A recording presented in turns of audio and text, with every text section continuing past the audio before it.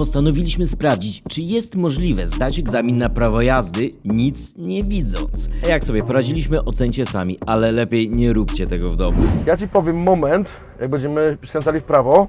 Powolutku, powolutku, powolutku. Teraz tak, delikatnie w prawo skręcaj, delikatnie w prawo, delikatnie. Skręcaj. Zwolnij trochę, skręcaj.